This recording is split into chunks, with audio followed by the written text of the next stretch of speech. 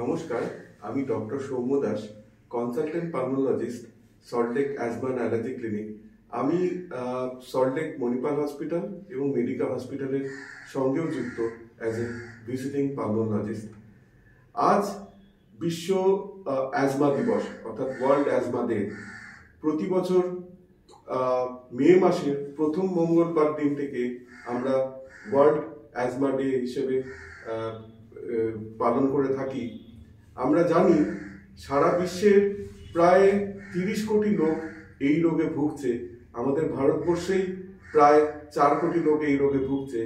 অর্থাৎ আমাদের যে মানুষের মধ্যে প্রায় 10 থেকে 15% লোক তারা এই রোগে ভুগছে। শুধু তাই নয়, এই রোগ প্রায় দিনে দিনে বেড়ে চলেছে। তার কারণ মূলত আরবানাইজেশন এবং এয়ার পলিউশন। আমরা যে প্রত্যেকটা শহরেই দেখছি যে আমাদের যে এয়ার কোয়ালিটি ইন্ডেক্স যেটা থাকে সেটা তার যে মাত্রা তার থেকে অনেক বেশি, 100-র বেশি। তার ফলে আমাদের যে আমরা যে বাতাস গ্রহণ করি সেটা আমাদের জন্য শ্বাসের জন্য খুব ক্ষতিকর কাজ করছে। এবং আরেকটা কারণ হচ্ছে এই স্ট্রেসফুল লাইফ, যে আমরা যে সব সময় ওয়ার্ক প্রেশার এবং তার জন্য নানা রকম প্রেশারের জন্য এই ইমোশনাল ডিস্টারবেন্সও এই রোগ বেড়ে যাওয়ার জন্য একটা কারণ। অ্যাজমা রোগের যে মেন চিকিৎসা সেটা হচ্ছে ইনহেলার। চোখ লাল হলে আমরা কোথায় ওষুধ দিই? চোখে। কেটে গেলে মলম কোথায় লাগাই? যেখানে কেটে যায় সেখানে। তো অসুখটা যেহেতু ফুসফুসের, ওষুধও তার মানে আমাদের ফুসফুসের নিতে হবে, যাতে সঠিক জায়গায় সঠিক পরিমাণে ওষুধ যায়, সাইড এফেক্ট না হয়। ঠিক তো সেই জন্যই এই বছর যে ওয়ার্ল্ড অ্যাজমা ডে, তার থিম হচ্ছে make inhale treatments accessible for all. অর্থাৎ সকলের জন্য যে ইনহেলার থেরাপি যে এবং তাদের জন্য সেটার ব্যবস্থা করা। এর মানে অনেক কিছু। 1 নম্বর, যেটা আমি এখনই বললাম, অ্যাওয়ারনেস। অর্থাৎ অ্যাজমা রোগের সঠিক চিকিৎসা হচ্ছে ইনহেলার। ঠিক, আমাদের এটা লাস্ট স্টেজ নয় যে ইনহেলার নেওয়া মানে একদম জীবন শেষ, তা নয়। ইনহেলার একদম শুরুর থেরাপি। এটা একটা ওষুধ নেওয়ার মাধ্যম মাত্র। যেমন আমরা ট্যাবলেট খাই, সেটা হচ্ছে ওরাল। শিরার মধ্যে ইনজেকশন নিই, সেটা হচ্ছে আইভি। তেমনি এটা একটা ওষুধ নেওয়ার মাধ্যম।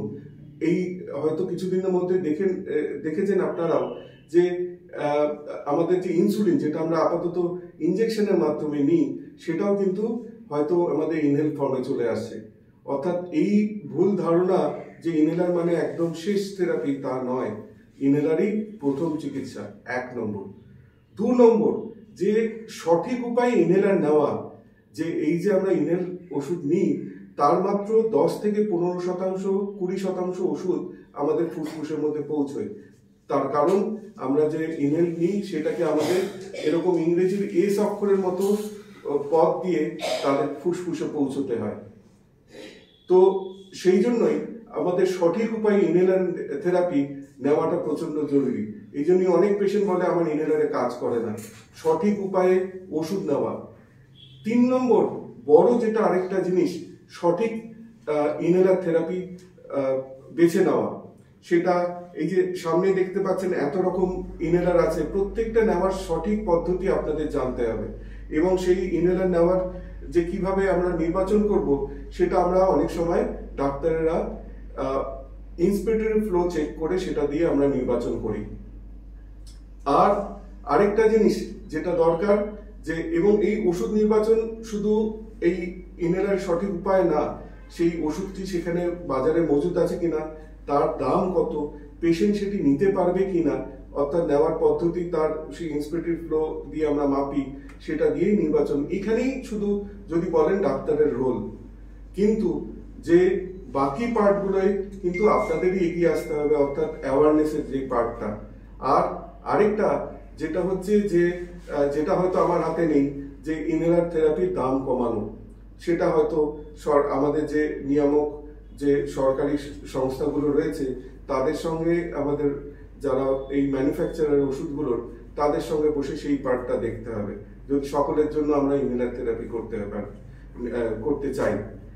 অর্থাৎ যদি আমরা এইভাবে যদি সঠিক উপায়ে এগিয়ে চলি, এই অ্যাজমা রোগের কন্ট্রোল কিন্তু সম্পূর্ণভাবে সম্ভব এবং প্রত্যেকটা মানুষই তার সুস্থ জীবন যাপন করতে পারে। নমস্কার, সবাই ভালো থাকুন এবং ইনহেলার নিয়ে ভালো থাকুন যাদের অ্যাজমা রয়েছে। নমস্কার।